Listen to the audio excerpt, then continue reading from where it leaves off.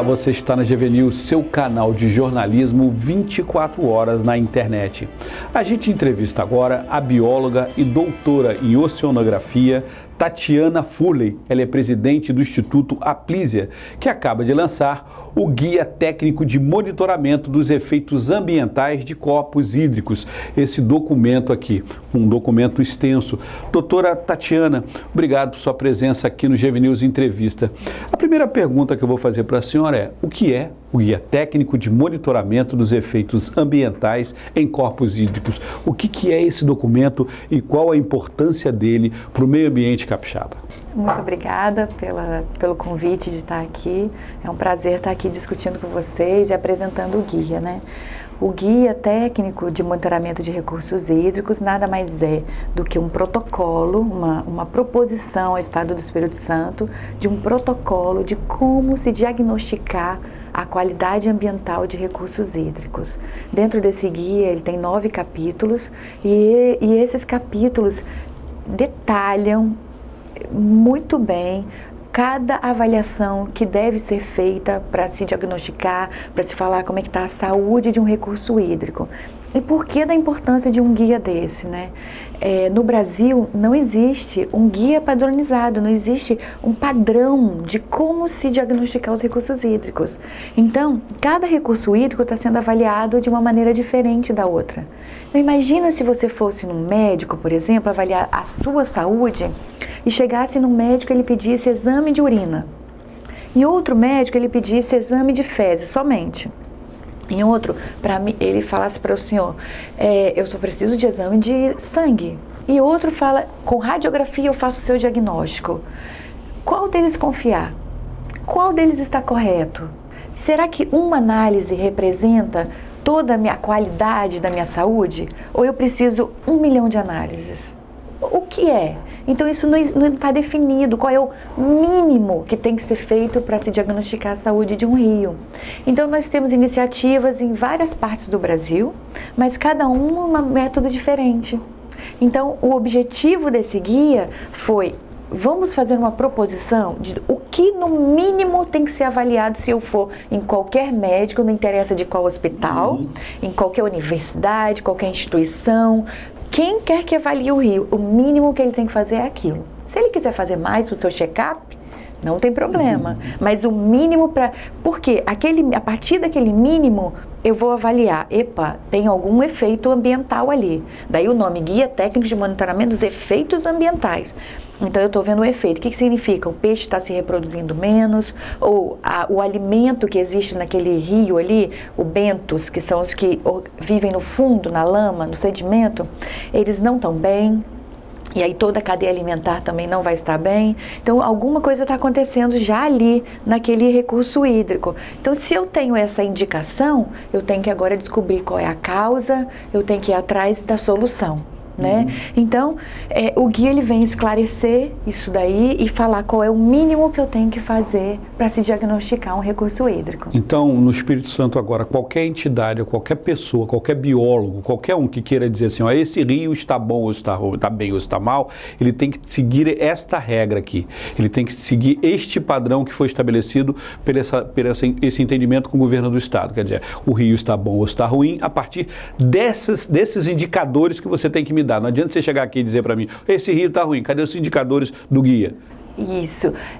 Essa é a nossa proposição para o Estado do Espírito Santo, inclusive 3 instituições do Estado do Espírito Santo, né, do governo, são parceiras. Ao todo são 27 parceiros, além do Instituto Aplisia, que é o idealizador, 27 parceiros. Desses 27, 3 são do governo do Estado do Espírito Santo, que é o IEMA, a CESAM e a Secretaria de Ciência e Tecnologia. Então ontem foi o lançamento do guia e o governador Paulo Atung, que nos convidou para estar lançando o guia lá, ele conheceu o guia antes de ser lançado, é claro, avaliou o conteúdo dele, né, e gostou bastante e nos convidou a apresentar. E na fala do governador ontem, ele deixou bem claro que ele gostaria que essa iniciativa virasse um protocolo a ser seguido não só no Estado do Espírito Santo, mas que o Espírito Santo leve para ser adotado no Brasil. Essa é uma iniciativa capixaba, né? Então nós estamos entendendo, né, que essa realmente muito provavelmente vai virar o protocolo a ser seguido. A ser seguido. Quais são os indicadores que vocês dizem que deve ser observado no mínimo? O que deve ser olhado no mínimo? Isso. O nome peixe-guia é o nome do projeto, né? E ele, por que tem esse nome? Porque é o peixe que vai nos guiar e esclarecer a qualidade do rio. Então, o principal, não é o único indicador, é o peixe. E não são análises muito complexas, são análises que já são feitas, inclusive no Brasil, por várias instituições. São fáceis relativamente. Que nada mais é do que você avaliar o crescimento do peixe e também como está a saúde de alguns órgãos bem importantes dentro dele, que é o fígado e a gônada, que é a ova do peixe. Então, eu preciso saber se ele estiver crescendo bem, se ele estiver desenvolvendo bem o fígado dele e a ova dele num tamanho bom em relação ao peso todo dele, o tamanho e o peso todo do peixe, significa que ele vai se reproduzir bem, vai viver bem. Se ele tiver com o fígado afetado, então quer dizer que ele está num ambiente com muita contaminação e ele está gastando muita energia para se desintoxicar e usa o fígado para isso. E como ele gasta muita energia no fígado, ele diminui todo o investimento de energia dele na ova. Então a ova do peixe vai ficar pequenininha. Se eu tenho uma ova pequena, ele vai se reproduzir menos e com o tempo a minha espécie vai acabando. E o peixe, além dele ser muito sensível aos contaminantes, porque ele bebe a água do rio, ou do estuário, ou do mar, ou do lago, né, do recurso hídrico, então ele ingere os contaminantes. Ele come os seres vivos que estão ali, que também podem estar contaminados ou não. Então ele reflete a saúde da qualidade daquele ambiente. Então se esse peixe ele está afetado, com efeitos, apresentando efeitos, né, uma indicação que eu tenho contaminantes que estão numa concentração que estão causando efeito. Aí é a minha preocupação, porque não adianta nada, em setembro, foi num congresso internacional e anunciaram que existem 104 milhões de contaminantes no nosso planeta. Só isso? Não existe laboratório no mundo que consiga analisar isso. Não existe nem técnica para se detectar tudo que já se existe. E não sei quantos são produzidos diariamente novos contaminantes, que estão sendo inventados sinteticamente. Então, vamos imaginar que eu tenho um recurso ilimitado. Não existe a técnica ainda, mas que eu consiga aí analisar 104 milhões de contaminantes em um pontinho de um rio. Só um. Eu vou gastar anos analisando aquilo ali. E mesmo assim eu não vou concluir. Sabe por que eu não vou concluir? Porque eu não sei o que aquela mistura dos 104 ali, vai dar. Eu não sei, vamos imaginar que eu tenha um efluente, em geral os efluentes que a gente trabalha tem 1.000, 2.000 compostos. Isso é o normal, que ninguém consegue analisar também. Então, imagina, se eu tenho 2.000, todos os 2.000 compostos estão dentro, se existisse, que não existe também, no mundo, limite legal para o lançamento desses 2.000, não existe isso no mundo. Vamos imaginar que existisse e que esse efluente atendesse todos os parâmetros. Mesmo assim, eu não sei se a interação deles poderia estar causando algum efeito ambiental. Então, é muito importante que a gente pergunte aos seres que estão dentro do rio se eles estão se sentindo bem com aquilo ali. Então, essa é o principal indicador, é o peixe. Eu tenho que perguntar para quem está habitando ali e sofrendo a interação de todos os contaminantes, que pode ser para pior ou para melhor. Então, eu já peguei casos onde existia uma contaminação a olho nu, mas a interação dos contaminantes transformava aquilo numa forma inativa, que não causava efeito ambiental, por incrível que pareça. Um anulava o outro. Um anulava o outro. Eu falei, tem casos publicados de Veneza, publicados em artigos científicos sobre isso. Então, você vê, ele pode, um tá anulando o outro e não causando efeito, apesar de a olho nu todo mundo falava que via poluição. Então, é uma coisa que a gente tem que estar avaliando. Espera aí, quem está vivendo ali está se sentindo bem ou não? Né? Quem está sofrendo toda essa pressão, ele se sente bem ou não? Quer dizer, o guia serve para nortear essa identificação. Olha, ele está bem ou está mal. Isso. Aí nós vamos para o segundo ponto. Identificamos se está bem ou se está mal. Isso aí. O que o guia serve para orientar a aplicação das coisas que interessam a gente? Quer dizer, melhorar a qualidade dos nossos recursos hídricos. Porque essa é a função. O objetivo final. Não. né? Como é que o guia ajuda a gente a ter a alcançar esse objetivo? Isso aí.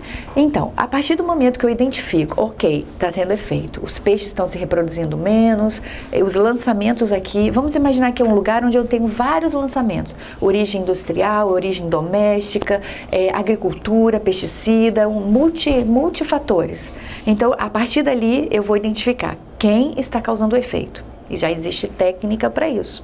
E a gente até cita sobre essas técnicas aqui. O livro é destinado principalmente a saber fazer um diagnóstico bem eficaz, né? Claro, então, para só ter uma base de trabalho. É isso. Então imagina, se você está passando mal, chegou no hospital. Primeiro passo, um diagnóstico eficaz, porque não adianta nada eu dar um remédio errado e nem fazer uma cirurgia num ponto errado, não é isso? Claro. Então, primeiro passo, identifiquei, olha, o problema está aqui. Eu consigo identificar qual é a causa agora. Existe técnica que está citado aqui, como é que eu vou identificar a causa. Então, essa é até uma técnica bastante usada nos Estados Unidos, e aí você identifica esse problema. Então, eu já sei que a fonte vem desse ponto, e dentre esses 2.000 contaminantes, o fulano é esse. E aí sim, eu vou trabalhar na solução. Eu não sei se eu já comentei, mas esse guia ele é baseado na experiência da Agência Ambiental Federal Canadense de sucesso. Tem 25 anos, eu vou contar agora um case sobre solução. 25 anos que eles estão usando esse método para avaliar recursos a nível federal no Canadá. E foi copiado pela Inglaterra, foi copiado pelos Estados Unidos, já tem iniciativas na Noruega, na Suécia, Japão, Nova Zelândia, Austrália, Chile. Então, vários países já estão adotando esse modelo de monitoramento de recursos hídricos. E eles comentaram comigo até ontem que cases aonde eles viram isso e aí em cima disso eles identificaram quem era a fonte, né? E a partir daí deram um prazo, por exemplo, de 2 anos, 3 anos, para a fonte resolver, melhorar suas tecnologias, né? E resolver esse problema. E aí eles acompanham, eles voltam e acompanham pelo Governo Ambiental Federal Canadense, acompanham a melhoria da qualidade, da saúde dos seres que habitam ali. O peixe, por exemplo, comparando com um ponto onde não tem a chegada desse tipo de contaminante, né, que é o ponto referência, o nosso controle, né, então ele compara. Então eles deram como exemplo para a gente ontem a baía de Jackfish Bay, que é uma baía que fica no Lago Superior, um daqueles grandes lagos lá do Canadá, e mostrando como é que eles em 1992 começaram a aplicar esse modelo, e em 96, por conta dos efeitos que eles encontraram, que eram muitos, eles revisaram os limites legais de lançamento, de quanto que você pode lançar no ambiente, em função em 96, e vem acompanhando. E hoje eles falaram que praticamente a saúde está igual. Eles falaram que em 1 ano foi uma melhoria muito significativa já da qualidade. Era uma área relativamente de bastante água e diluição, então eles viram que em 1 ano se recuperou bastante e que hoje é praticamente igual aos peixes de um lugar limpo. Isso remete ao nosso problema maior com relação à água hoje no Espírito Santo e Minas Gerais, que foi o acidente da Samarco, que praticamente contaminou o Rio Doce, quase uma extensão gigantesca, o mar inclusive. Quer dizer, esse monitoramento, esse guia técnico não serve para isso, do ponto de vista da aplicação, porque ele está ali, ele já se sabe qual é o ponto de contaminação, já se sabe o que aconteceu, já se sabe o que precisa fazer, parar de jogar lama lá em cima e tal. Mas ele vai servir para acompanhar o rio durante esse processo de recuperação. Exatamente. Ele que vai falar, através dessa técnica que nós vamos falar, né, se aplicado lá, como que está a saúde dos que vivem ali. Está melhorando ao longo do tempo? Né? Exatamente isso. Quer dizer, vocês podem pegar esse guia, ter hoje está ruim demais. Isso. Ponto 0, ruim demais. Ponto ideal, bom demais. E começar a acompanhar com essa técnica para ver se o rio está se recuperando ou não na velocidade que a gente gostaria que ele se recuperasse. A saúde dos que vivem ali. E para isso a gente pode usar como nosso controle os afluentes do que não receberam o aporte, né, da barragem. Do Samarco. Quer dizer, vocês podem pegar os afluentes do Doce e medir a qualidade deles e servir de parâmetro para o próprio Rio Doce. Servir de parâmetro para recuperação. Se houvesse, o ideal é que tivesse acontecido um estudo semelhante a esse antes. Esse é o ideal, porque como estava antes e como está agora, e onde eu quero chegar é no mínimo e como estava antes, né? Então, esse é o ideal. Mas, como não existe, então, uma hipótese, uma alternativa é usar o tributário como nosso controle, nosso ponto de referência. Vocês pretendem fazer isso ou foram convidados para pelo menos pensar nisso? Já várias pessoas estão perguntando isso para a gente, né?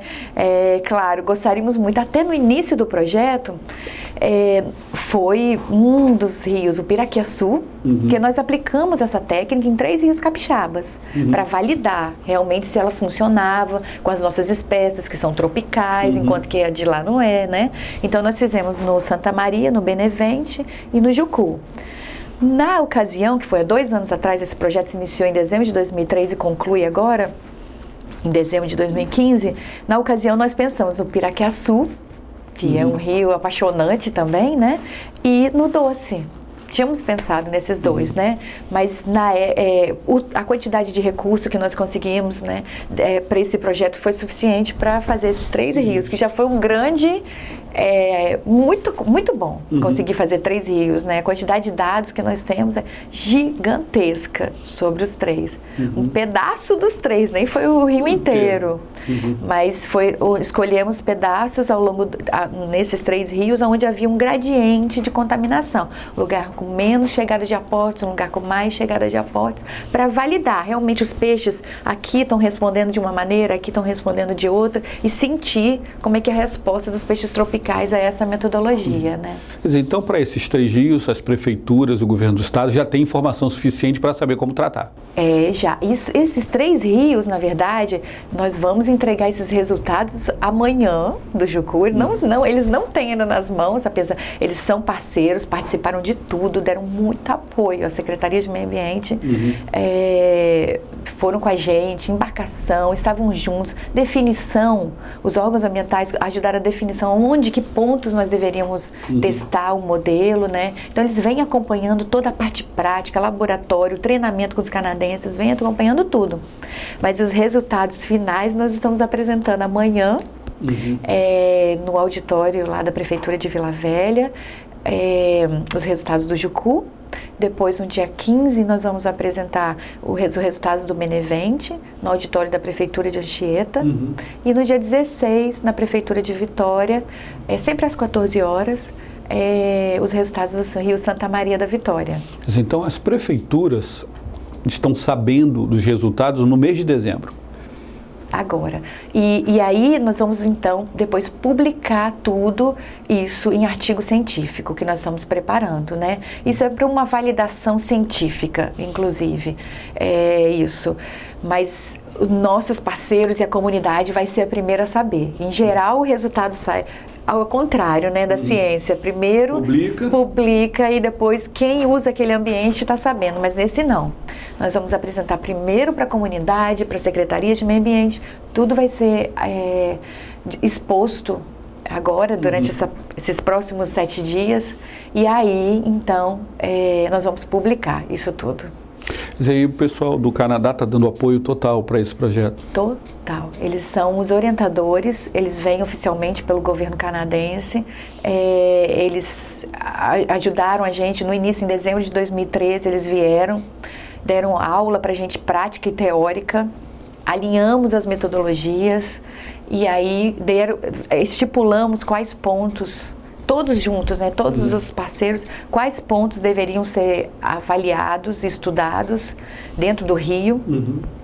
Fizemos o dever de casa, eles voltaram, fizemos 2 campanhas ano passado, uma no meio do ano, uma no final, voltaram em abril para validar se os dados estavam bons, se tinha que melhorar alguma coisa, deram indicações do que melhorar. Nós fizemos uma nova amostragem em julho desse ano e agora nós estamos com todos os resultados juntos. Apresentando para as comunidades para que elas saibam como está a situação dos seus gigas. Isso aí. E a partir daí, né, então, já o que foi, onde teve efeito, então essa é uma área que é prioritária, se deve avaliar o que fazer ali, né, e também com a aplicação desse modelo de monitoramento, a gente pode saber o que está dando certo e o que não está dando. Né?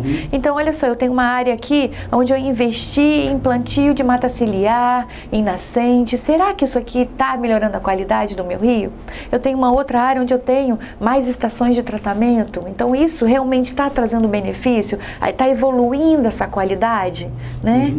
Então, a gente vai conseguir saber quem vive ali está gostando do que está sendo feito ou não. E aplicar os recursos mais objetivamente. Focado. Porque tem pouco dinheiro, tem que... Gente, e não é só aqui não isso, que nós estamos passando. Não existe um lugar do mundo onde eu vou que se gasta dinheiro à toa, em ciência também, né? Então tem que ser focado. Então a gente não pode sair fazendo 104 milhões de análises, nós temos que saber o que nós estamos analisando. Se não, imagina o hospital, imagina se todo mundo chegasse lá e tivesse que fazer todos os exames. Não, você tem passo a passo. Isso aqui é o mínimo. Deu efeito? Opa, eu vou investigar agora mais fundo isso. Deu efeito? Eu vou mais fundo nisso. Até chegar na causa, né? E assim a gente vai resolver os problemas com pouco recurso. Então, o principal é o diagnóstico. Está aí pronta a ferramenta para diagnosticar, para a gente começar a resolver os problemas. Nós já criamos problema demais, está na hora de começar a resolver, né? Tatiana, obrigado por sua presença aqui no G-News Entrevista. Conversa interessante, as pessoas conseguiram entender para que serve o diagnóstico e para onde nós vamos chegar com ele, não é isso? É isso. Mais uma vez, obrigado. Eu que agradeço. Convidamos a senhora para voltar outras vezes, se a senhora quiser apresentar algum dado dessas pesquisas que foram feitas aí. Tá, eu queria só falar que o guia, ele vai estar disponível, já está disponível no site do Instituto Aplísia, então institutoaplisia.org, para download de graça, né? Então, ele está disponível para quem quiser ter um exemplar desse aqui. Ok, mais uma vez, obrigado. De nada. Obrigado por assistir G-News Entrevista. A gente volta daqui a pouco com uma nova notícia. G-News, porque informação é coisa séria.